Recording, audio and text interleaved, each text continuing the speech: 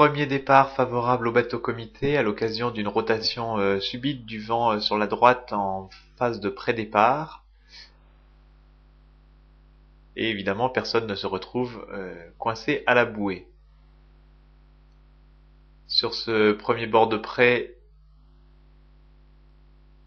ceux qui auront choisi la gauche du plan d'eau, c'est-à-dire le retour normal du vent sur la moyenne, auront fait le bon choix et se retrouvent en tête de course à la bouée au vent. Premier, Nouvelle-Calédonie, deuxième, Bred, troisième, Manche-Basse-Normandie, suivi de Helsinki-Marseille, mais la flotte reste encore très serrée et la bagarre s'avère âpre. Au vent arrière, le groupe de tête poursuit son option sur la gauche de votre écran, mais les écarts en latéral sont considérables, ce qui doit faire quelques frayeurs pour l'ensemble des tacticiens sur le plan d'eau. Avant la bouée sous le vent, Nouvelle-Calédonie semble avoir accru son avance, une belle manœuvre sous le vent, une fameuse,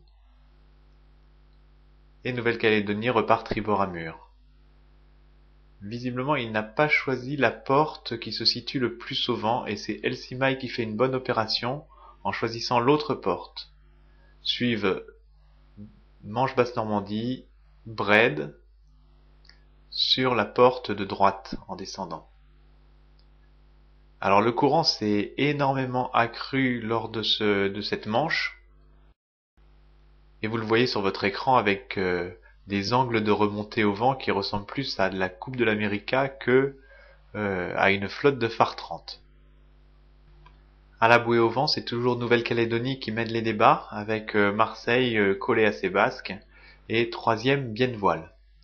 Alors on va se focaliser sur le combat entre les deux leaders de cette manche, car on va observer que Marseille va glisser afin de gêner au maximum son adversaire et lui prendre un maximum de vent. Ils vont toujours empanner en même temps. Bref, Marseille exerce un contrôle par derrière, ce qui va mettre une grosse pression sur l'équipage de Nouvelle-Calédonie, pour le passer à la bouée sous le vent et casser l'engagement.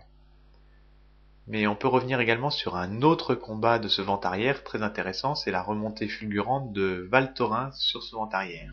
Petit rappel des forces en présence sur cette passage de marque, Nouvelle-Calédonie devant Marseille, Biennevoile, Bred, Manche et Côte d'Armor. Purflo n'est que 7e à ce moment-là de la régate, et on va voir que deux bateaux vont faire pratiquement un bord du cadre sur la droite du plan d'eau, avec un seul empannage sur cette vente arrière. Il s'agit de Val Thorens et de Ville-du-Port-La Réunion.